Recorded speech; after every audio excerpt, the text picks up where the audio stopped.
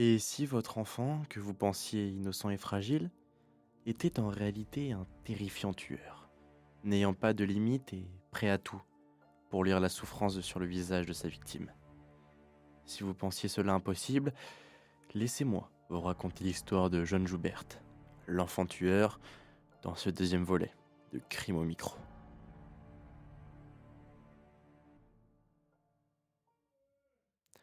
John naît le 2 juillet 1963 à Lawrence, dans le Massachusetts.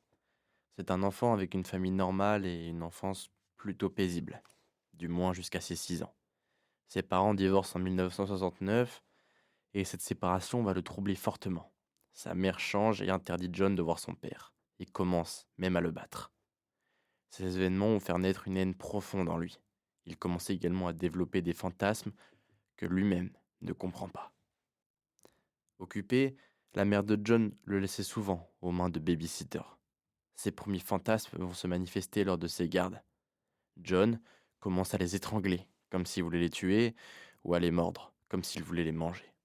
À cause de ces phases de violence, les babysitters se succèdent, car plus personne ne veut se retrouver seul avec lui. Heureusement, à 6 ans, la force de John est minime, mais cette faiblesse va petit à petit disparaître, à l'inverse de ses fantasmes qui vont se développer, quand ce dernier va grandir. En 1974, John a 11 ans et il emménage à Portland. Il intègre les scouts où il apprendra à faire de solides nœuds et à manier un couteau. Il prend d'ailleurs un grand plaisir à ligoter ses camarades. Il volera également plusieurs cordes robustes et en 1976, John a 13 ans, l'âge de ses premières agressions. Il s'attaque d'abord à des enfants. Sa première victime est Sarah Quentin, 9 ans, à qui il plantera un stylo dans le dos alors qu'elle jouait tranquillement dehors. Il ne s'arrêtera pas là puisque John cible également des adultes. Vicky Goff, 27 ans, sera tailladée au visage alors qu'elle marchait tranquillement. Lorsqu'elle a voulu regarder son agresseur, elle vit un jeune homme disparaître au loin à vélo, une lame de rasoir à la main.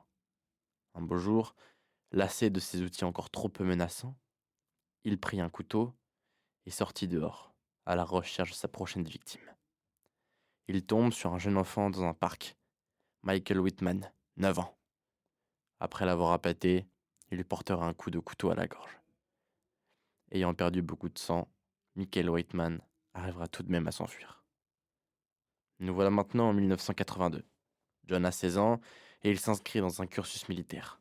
Il se rendra aussi compte qu'il est gay, ce qui va lui faire du mal, se pensant différent des autres. Un jour, dans un chemin boisé, John tombe sur Richard Stetson, 13 ans. Seul, il le bâillonne, le frappe et essaye d'abuser de lui. Mais Richard se débat trop. Alors il le tue, d'un coup sec, puis cache le corps, avant de s'en aller.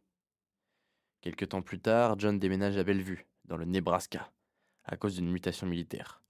Il fait la rencontre d'Eric, qui deviendra véritablement son premier ami. Cependant, il mourra quelques mois plus tard, et sa mort va plonger John dans le désespoir, une dépression qui va accentuer sa folie meurtrière. Danny Joe, 13 ans, est kidnappé et tué alors qu'il distribuait des journaux au quartier. Chris Wilder, 12 ans, est tué, toujours dans le même processus. Au fur et à mesure des disparitions, la population est mise en alerte et les enfants sont très sensibilisés. John échoue donc toutes ses tentatives de kidnapping. C'est en 1984 que John commettra l'erreur fatale. Voulant s'en prendre à une enseignante, John fait éruption dans une salle de classe, où elle se trouvait seule. Mais avec un cruel manque d'expérience, et face à un adulte moins crédule et insouciant que ses premières victimes, il échoue. Il s'enfuira, mais sa plaque d'immatriculation sera mémorisée par l'enseignante, qui appellera la police directement. Très vite arrêté, l'histoire de l'enfant tueur prendra fin sur la chaise électrique, au bout d'une dizaine d'années de prison.